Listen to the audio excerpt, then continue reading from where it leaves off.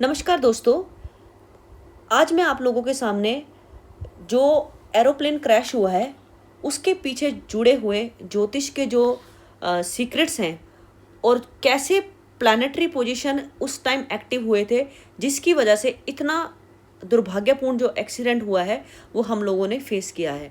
तो ये जो वीडियो है केवल नॉलेज के लिए है, इसके पीछे किसी का भी इमोशन हर्ट करने का कोई भी इंटेंशन नहीं है।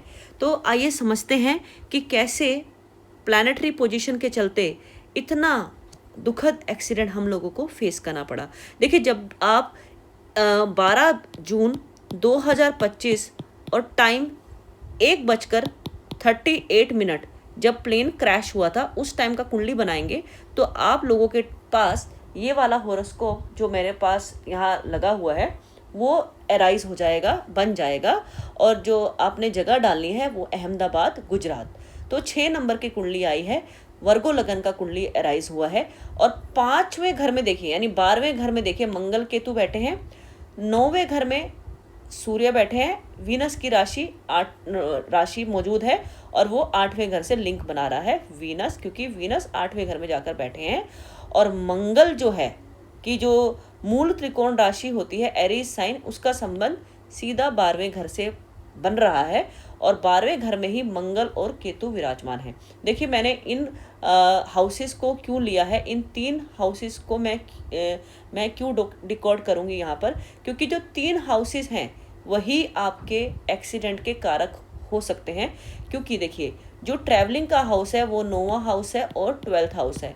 देखिए, 9वां हाउस लॉन्ग ट्रैवल है, 12th हाउस आपका फॉरेन ट्रैवल है, यानी विदेश का जो ट्रैवल देखा जाता है, विदेश सेटलमेंट की जो चीज़ें देखी जाती हैं तो वो सब देखी जाती हैं हमारे 12th हाउस से।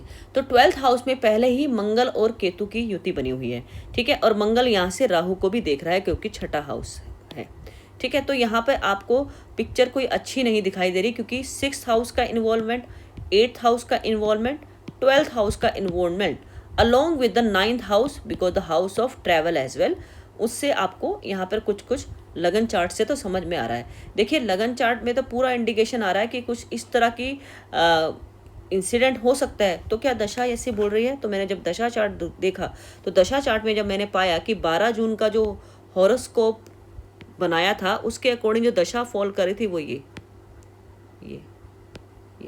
अब केतु की महादशा है, जुपिटर का अंतरदशा है, प्रतंत्र दशा मंगल का है, प्राण दशा और सूक्ष्म दशा शनि लेकर आए हैं। और आपको किस पे देखना है, आपको मेन दशा देखनी है प्राण दशा। प्राण दशा कुछ घंटों के लिए अराइज होती है क्योंकि हम बेसिकली 12 जून को ही देखेंगे और 12 जून में भी हम प्राण दशा देखेंगे जिसमें हमें लास्ट की जो दशाएं हैं उसको डिकोड करनी है, यानी 5वें नंबर की दशा को डिकोड करनी है।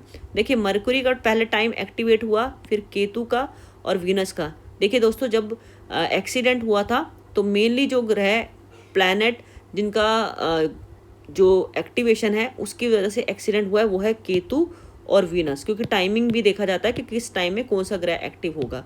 तो हम केतु और वीनस दोनों को लगा के देखेंगे होरोस्कोप पे। अब केतु देखिए, केतु मंगल के साथ बैठा है, राइट। मंगल क्योंकि प्रतंत्र में चल रहा है, प्रतंत्र दशा में मंगल चल रहा है। और केतु आपके कहाँ बैठे हैं, जो कि आपकी प्राण दशा में एक्टिवेट हुए हैं। वो किसके साथ है? मंगल के साथ है, जो कि एक तरह का मंगल केतु योग दे रहा है। मंगल केतु जो संबंध बनता है ना दोस्तों, मंगल केतु ऐसा योग है जो कि अचानक से फायर, एक्सप्लोजन, एक्सीडेंट जैसी जो जितने भी इश्यूज हैं उसको दिखाता है। केतु यहाँ पे क्या है? डिटैचमेंट है। आपको क्या करेगा? यहाँ पे आपको डिटैच करेगा इस चीज़ों से। किन चीज़ों से? काफ़ी जो कि आपकी एक तरह का पास्ट लाइफ कर्मास हैं, आपके एक्सीडेंट्स हैं, इस तरह से आपके ब्रेक करेगा। अब आप बोलोगे कि एक्सीडेंट से ब्रेक करेगा, नहीं, क्योंकि मंगल केतु तो स्वयं में ही एक्सीडेंट का ही योग है, ठीक है। तो इसका संबंध क्योंकि 8वें घर से है, जो कि एक्सीडेंट होगा वो कैसे होगा? अचानक से होगा। 8th हाउस एक्टिवेट हुआ ना, तो वहाँ से जो एक्सीडेंट होगा वो अचानक से होगा। मतलब ऐसा सिचुएशन, ऐसा इवेंट जिसको प्रिडिक्ट ही नहीं किया गया, बिकॉज हम 8th हाउस का इन्वॉल्वमेंट कभी भी देखा जाएगा तो वो सडन ही होगा, मोमेंटरी होगा, बहुत ही बड़ा होगा, राइट। अब इसमें मैंने जिसको डीपर लेवल पे जब स्टडी किया तो मैंने देखा कि नक्षत्र क्या कहते हैं। तो नक्षत्र के ऊपर जब हम आए तो देखा कि मार्च जो था नक्षत्र था मघा के नक्षत्र में, मघा का नक्षत्र होता है, मघा के जो लॉर्ड हैं वो है केतु का नक्षत्र है मघा, ठीक है। मार्स मघा के नक्षत्र में है। और यहाँ पे वीनस को बता दूं मैं, वीनस जो प्लैनेट है अश्विनी के नक्षत्र में, अश्विनी अगेन ही केतु, अश्विनी इसके लॉर्ड हैं। और यहाँ तक कि जो सूर्य, मैं सूर्य का भी बताती हूँ, सूर्य मृगशिरा के नक्षत्र में जो कि मंगल का नक्षत्र है। अब यहाँ से क्या सिचुएशन आई, क्या यहाँ पे मार्स केतु दिख रहा है आपको, मार्स और केतु, अगेन संबंध मार्स केतु, यानी केतु बहुत की एनर्जी बहुत ही प्रोमिनेंट है इस हॉरोस्कोप के लिए, जो कि 12th हाउस लॉर्ड बनकर ही बैठे हैं, क्योंकि राहु केतु जहाँ भी बैठते हैं उस हाउस के लॉर्ड बन जाते हैं।